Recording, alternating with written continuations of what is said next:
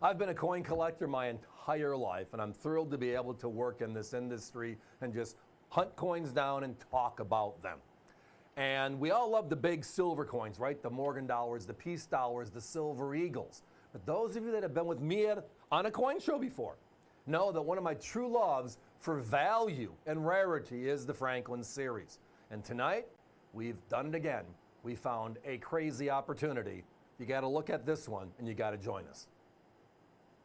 Tonight, we're looking at early issue Franklin half dollars.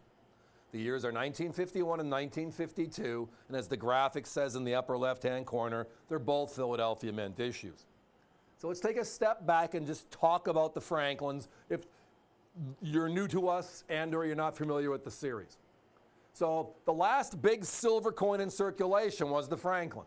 The silver dollar ended in 1935. That would be the peace dollar, and there has not been a silver dollar in circulation since. They made the Eisenhowers, but they were copper clad for circulation. The silver Ikes were for collectors only, never to circulate. But we did have dimes, quarters, and half dollars in circulation that were still 90% silver. The last series was the Franklin series. The Franklin was introduced in 1948. It replaced the Walking Liberty half dollar. It was a short series because of the unfortunate events of late 1963 and the passing of President Kennedy, and then the brand new coin, the Kennedy half dollar in 1964, which by the way is over a half a century old by now, and has a crazy following.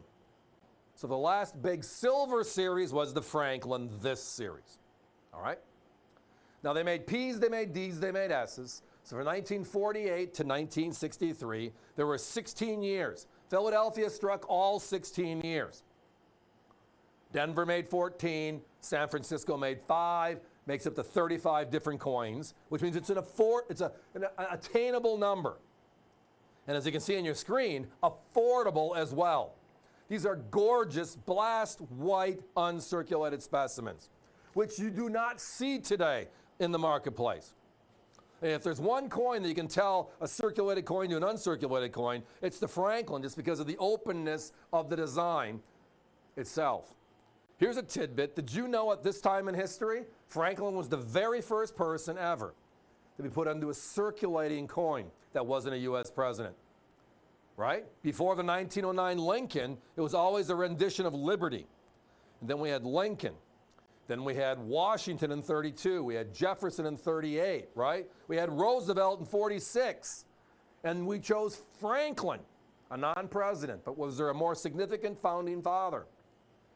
And then obviously with the passing of President Kennedy, they changed over to his design at that time.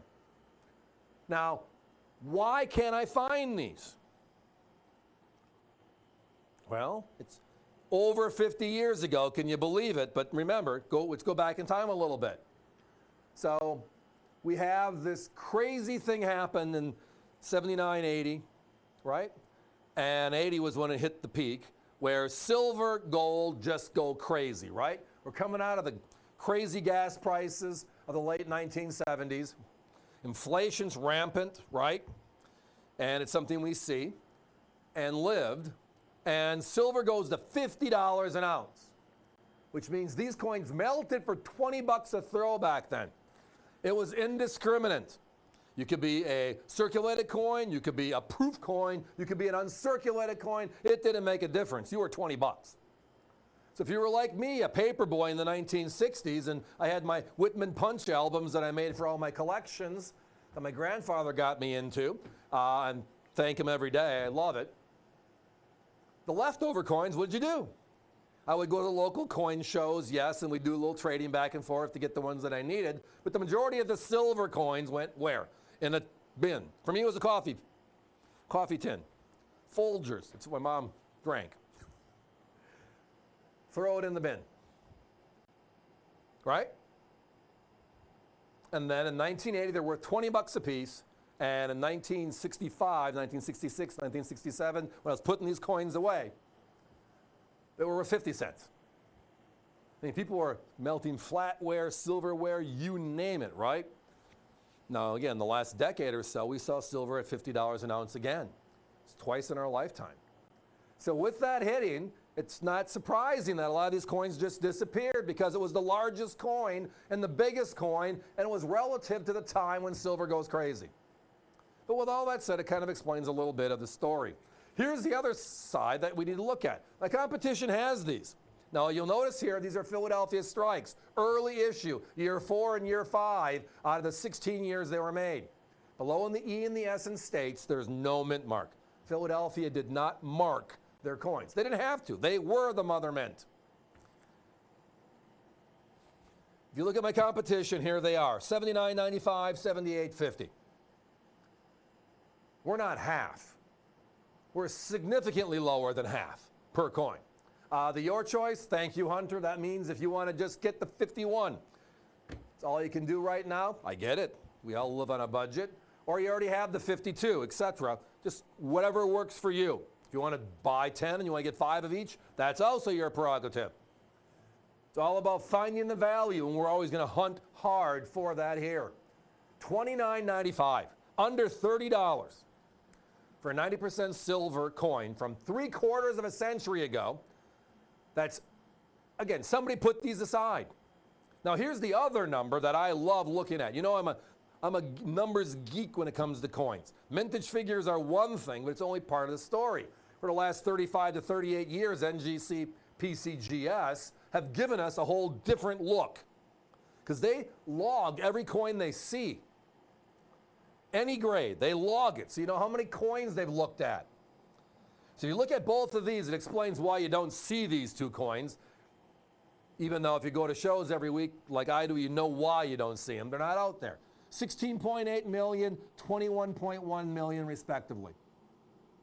If you look to NGC just as a gauge, where the 81S Morgan dollar is over 400,000 coins and it's 140 years old.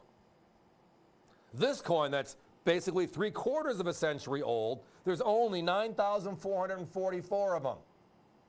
And it's not because we don't want to submit them, it's because we can't find them to submit them. The 52 piece, just as crazy, 21.1 as I said, there's only 10,693. All grades, circulated to the high-end 65, 66s.